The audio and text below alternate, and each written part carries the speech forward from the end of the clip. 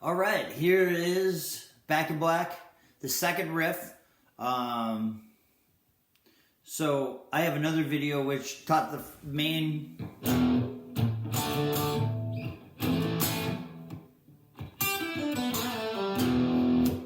etc. So this is the next riff, which you play after the chords. So you play this. I call this fill 1 right here. Then you play the chords again. All right, now Angus probably plays it this way. I learned it originally like this. I learned through teaching it to people that it seems to be easier if you do it this way. They're all going to sound pretty close to the same. I mean, if you want to split hairs, yeah, they're going to sound different, but this is the way I'm going to show you. If you comment, really want me to show you the other way, I can do that. All right, so anyway, 5th string, 2nd fret, 1st finger. There's a couple ways to finger it, but this is the easiest at first, I think. Then you play the 6th string, 3rd finger, 4th fret. Then you're going to play the 5th string, 2nd fret again. Then you're going to play the 5th string open. Then you're going to play the 5th string, 2nd fret again. Then you're going to play the 5th string, 1st fret. And then you're going to play the 5th string, 2nd fret again. And only twice. But what I mean by the stupid agains is that every other note of this riff is the B note, the 5th string, 2nd fret. So if you've played anything other than this, the next note is a 5th string, 2nd fret. It's alternating between the B and other notes.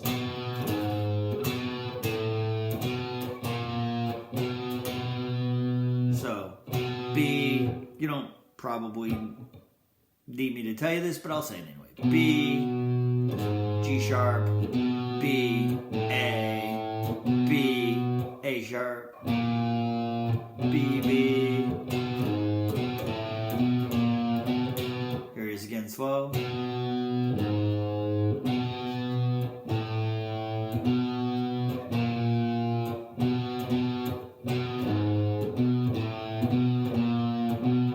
You could, which is probably easier, better fingering, but only after you've played it a bunch. So either way.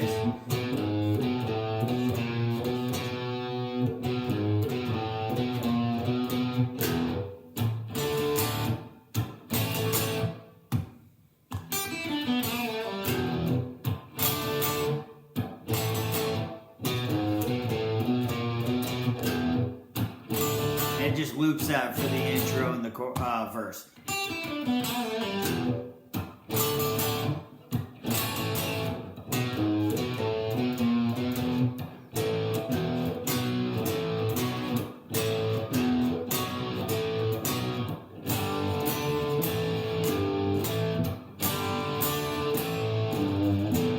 All right, so this part, the chorus, A5, E5. Leave your 1st finger there, add the 3rd finger on the 4th string, 4th fret, and you get a B5. You pick only the 5th and 4th strings.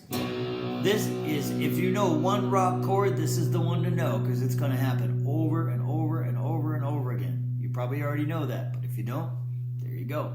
That chord's everywhere. There have been entire albums probably created almost exclusively with that chord. Or that shape, anyway, moved around.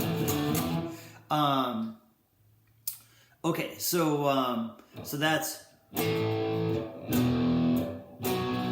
can use the pinky if you can't reach, but I recommend the 3rd finger for a bunch of reasons. Then you go back to the A power chord. And then you go back to the B power chord. Oh. No charge for that one.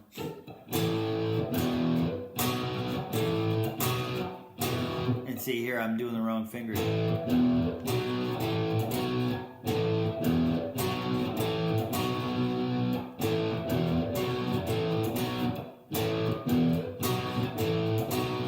A5, E5, B5, A5,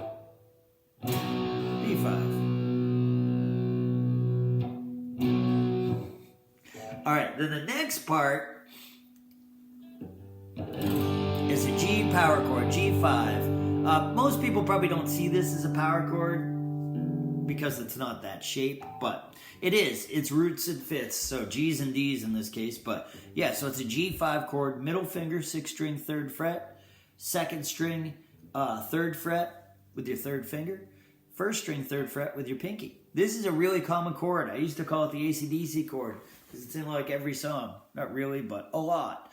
But it's in a lot of rock songs. You know what else? It's in a lot of country. It's in a lot of bluegrass. A very, very common chord. It sounds very powerful, but there's not much information. It sounds better generally than, like, say, your regular G with the distortion on. All right, so it's that G5. Then what you do is you leave your 3rd finger down and you add your 1st finger to the 3rd string, 2nd fret. And you're going to now pick strings from 5 to 2, the middle 4. That's a D5. It's just a little different than this one. If you want to know the theory, let me know. Leave a comment or whatever, and I'll make a separate video about the theory of it. But yeah, this is just another way to play that. It's one more D note. Then you play an A power chord. Now, all of these can be 2-note power chords or 3-note power chords. Again, if you want to know about that, let me know, and I'll do that.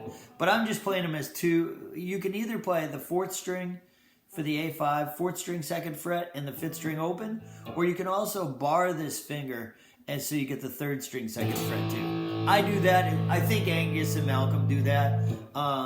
It sounds a little thicker. And you can do that with the other chords in the tune too, but again, another video, let me know if you want it. So you go G5, D5, A5. Then you leave this chord here, but you use your middle finger to play the 6th string, 3rd fret, and then you stop it. I do it with the right hand, but you can also just relax this. Truth be told, I probably do it with both hands. A lot of times I mute with both hands. And then you play the A5 again. So that riff is...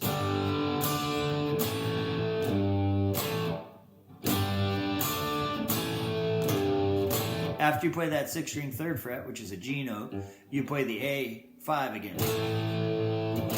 I think they might even bar a whole A chord, but again, more info than you probably need right now.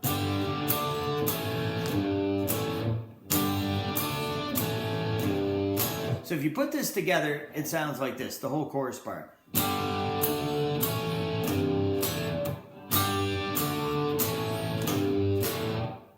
Oh, and actually I started on the wrong part, so the first part goes.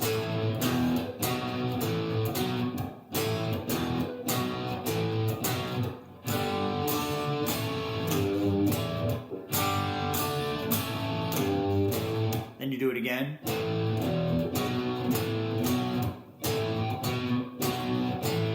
I think I did that wrong. I'll do it again.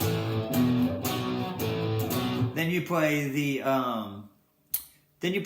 G5, but it's a little different. And you can either just go and then back in black on the D5, the second version of D5, like that. Or I think the guys might, maybe one of them does one, I'm not sure, but you can also go.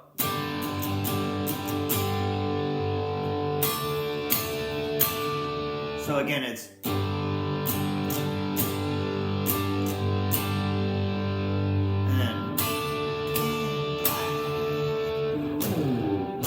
Back to the main riff.